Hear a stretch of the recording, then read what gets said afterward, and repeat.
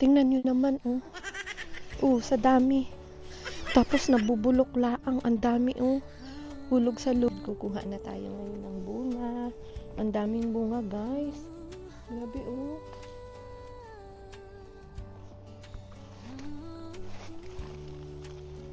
Kung malapit lang ang Pilipinas, ako'y mamimitas at ibebenta. Charot.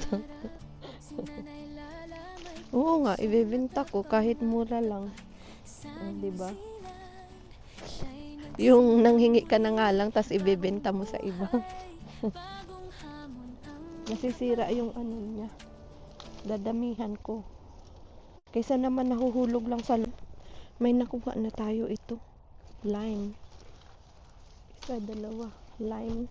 Mas gusto ko to kaysa sa lemon. Pag nilalagay sa mga...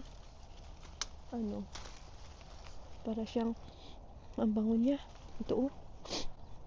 Ang bango niya, guys. Yan. Dami na siya, guys, oh. Pwede na tayong umuwi. Pero hindi pa. Kuha pa tayo. Dagdagan natin. Ito, guys, oh. Sobrang dami. Malalaki.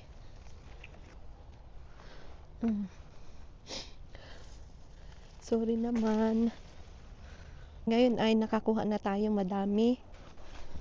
Yan ito, madami tayong nakuha. Kaya ngayon tayo ay uuwi na. Aakyat ulit tayo sa bakod. Kasi yung daan papunta roon, tapos baka pagising yung may-ari. Hi, thank you! Ay, sana hindi ako mahulog.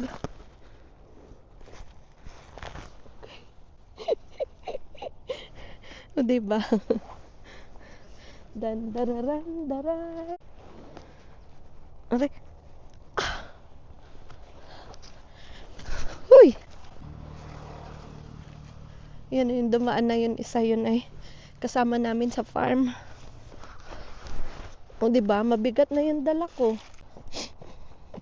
Yung mga gustong mag New Zealand is ang hangarin nyo talaga ay dairy farming.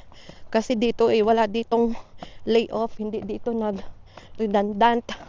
Basta matuto ka lang mga trabahong pang farm at magustuhan ka ng employer ay talagang magtatagal ka dito sa New Zealand. At yun ay kung sanay ka sa ganitong trabaho sa bukid. Pero kung ikaw ay pang city. At ito, may mga nagtatanong kung ano ba yung mga agency na pwede dyan sa Pilipinas. Pero sa totoo lang madami. Dyan, punta kayo dyan sa Malate. O i-search ninyo yung mga agency, itong mga yan i-flash ko na lang dyan. Kasi nakikita ko meron silang mga Facebook account. At meron silang yung mga nandyan, yan ay totoong nakakapag sila, mga legit yung mga yan napapanood ko. Tapos yung ibang vlogger din parang mini-mention din sila. Yan, hindi ko na isa-isahin, basta i-flash ko na lang yung mga yan. Hindi lang New Zealand ang kanilang pinaprocess. Ibang bansa, Canada, Australia. Pero di ba naikwento ko na nga sa inyo na si tatay nag-experience niya muna tayong ito bag. Kasi ito may laman ko yan na tubig. Hindi ako pwedeng wala tubig habang mag-walk tayo, guys. Di ba na ikwento ko na nga sa inyo dun sa iba kong mga vlog ng asawa ko bago mapunta dito sa New Zealand ay siya ay nag-experience muna ng dairy farming sa Saudi Arabia, doon sa Almaray. Yan, maliit lang ang sweldo niya doon, pero ang kinuha niya doon ay experience.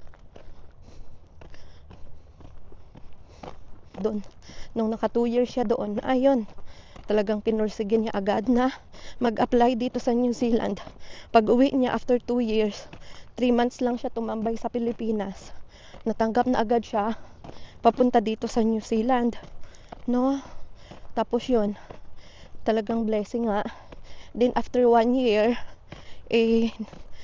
may partnership kasi dito talaga sa New Zealand ang priority nila mag-work ka kasama ang pamilya. Kasi sila na family oriented nga. Kumbaga ay ayaw nila na yung worker nila ay na-stress o nalulungkot dahil malayo yung pamilya. Gusto nila habang nagtatrabaho ka ay masaya, no, kasama ang pamilya. Kaya after 1 year ni tatay dito, ipilinasis ko ako na mismo ang nag-process sa Manila sa BFS. Yan.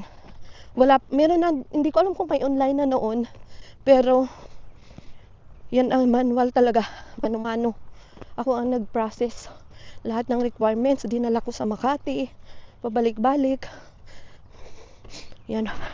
May time pa na stricto nga sila dito sa medical, lalo na yung mga contagious diseases. So, pero awa ng Diyos, nakalusot naman kaming mag-anak. Ang pa nga dyan, ang unang na-approve ay ako muna. Tapos pangalawang apply. Ini-apply ko yung dalawa naming anak. Tapos magkaiba ang kanilang advisor. Na-approve yung panganay ko, yung bunso ay hindi. Pagkatapos nun ma-approve, ay yung visa ko ay kailangan ko nang makaalis ng Pilipinas. Iiwan ko muna dito yung orange na nakuha ko. Tapos kaming dalawa ng anak kong panganay, yung bunso ko, ay hindi na-approve. Pero kailangan ko nang umalis ng Pilipinas nung time na yun. Dahil nga maglalapse na yung aking visa. Kailangan may makarating na ako ng New Zealand. So, November akong pumunta. Ang desisyon namin, iniwan yung bunso kong anak. Kaming mag-ina. 5 years old pa lang siya noon. Yan, iniwan ko namin. Pero pagdating namin dito sa New Zealand, as in, gabi-gabi kaming tinatawagan siya. Tapos, umiiyak. Yan, 5 years old nun ang bunso ko. Umiiyak siya. Tapos ako din bilang nanay, iyak. Ang ginawa ko, dumating kami dito ng November. Pero, wala pa isang buwan para na akong nadidepress, nalulungkot ako sa anak ko. Bago magpasko, December 20 o 19 yata yon, December 19, nagpasa ulit kami ng application para sa bunso ko. Tapos sinulatan ko yung immigration. Sabi ko sana yung ipapasko na lang sa amin yung ma-aproban ang ma-aproban ang visa ng bunso kong anak. Tapos December 23, dapat wala na yung pasok, wala na rin ang immigration officer, hindi na rin siya makontak. Tapos alam nyo, December 23, siguro naawa ang immigration kasi nandito kaming mag-anak, ang bunso ko ay nasa Pilipinas. So inapprove yung visa. Yun. Kaya 1 year pa lang ang asawa ko dito, nandito na kaming mag-anak. So diba ang ganda? Ito ang gusto ko dito sa New Zealand. Talagang dahil ako'y lumaki sa bukid at New Gun ako lumaki. Itong ganitong lugar, parang parang sa panaginip ko lang ba. Ayun, yung bahay namin ay ayun, doon. Hanggang dito na lang guys, at ito po ang aking kwentong New Zealand. At kung inyo pong nagustuhan, paki-like naman. At kung hindi ka man nakakapag-subscribe, pwede mong pindutin yung subscribe button dyan sa ibaba. Maraming salamat sa pagpanuod at hanggang sa muli. Bye!